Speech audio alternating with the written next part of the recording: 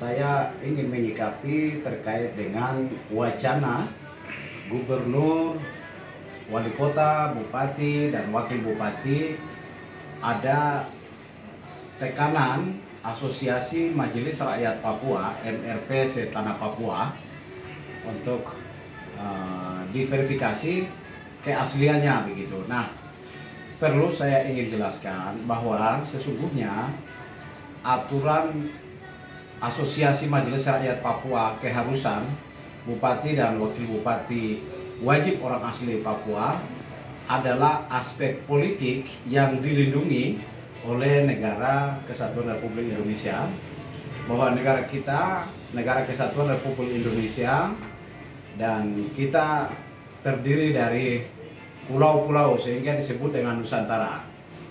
Secara teologis, secara agama, seluruh manusia ini bersaudara, satu dan berasal dari satu, kita dari Tuhan, kemudian kita menjadi beraneka ragam adalah keniscayaan kehendak Tuhan.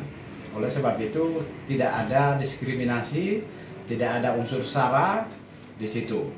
Karena itu siapapun berhak hidup dimanapun dan dia punya hak konstitusi dan itu dijamin oleh negara.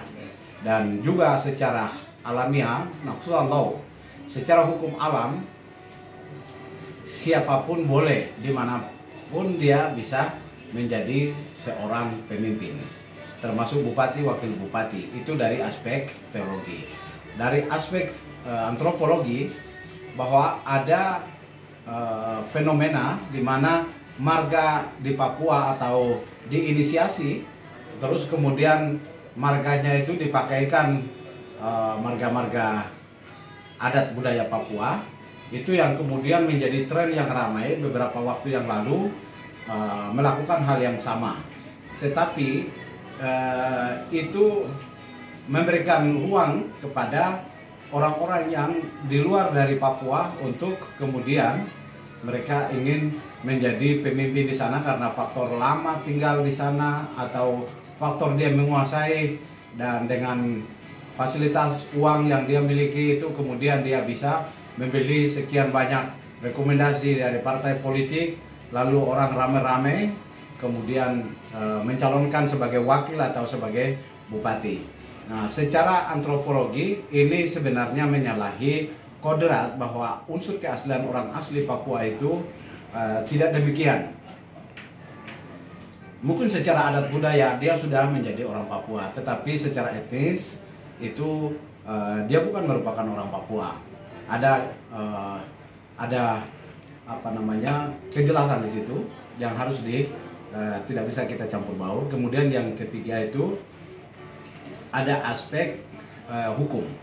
Nah, aspek yuridis, aspek konstitusi, aspek regulasi yang diatur, aspek hukum ya.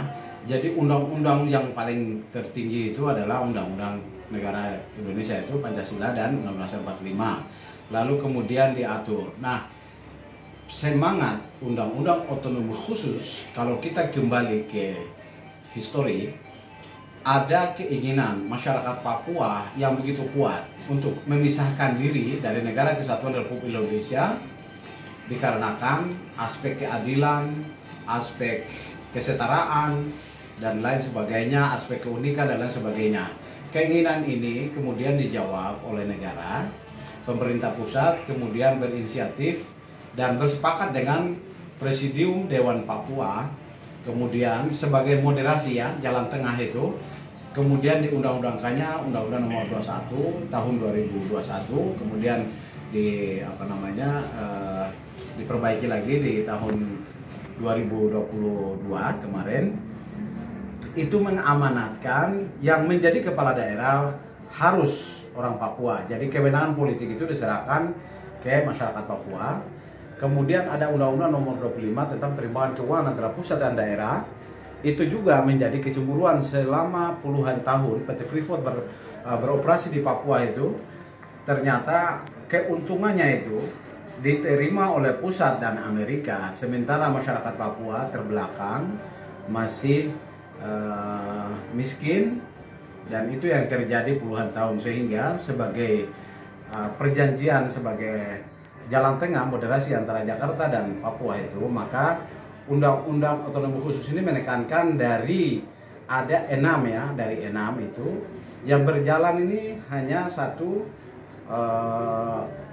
Undang-Undang Nomor 21 tentang pemimpin harus orang daerah, artinya pemerintahan sendiri.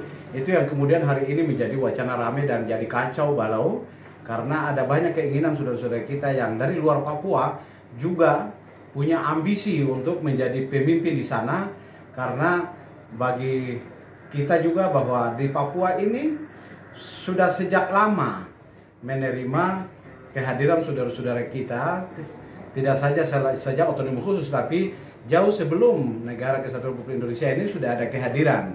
Misalnya di Papua Barat itu ada etnis Cina yang sudah lama hidup di Papua, ada juga Arab juga sudah lama hidup di Papua, ada campuran Belanda dan lain sebagainya, itu banyak. Sehingga mereka ini dikategorikan pada zaman Belanda itu ada tandanya di sini, itu dikasih tanda bahwa mereka adalah orang Papua, termasuk orang-orang Buton, orang-orang Maluku yang tinggal di Papua itu dianggap sebagai orang Papua.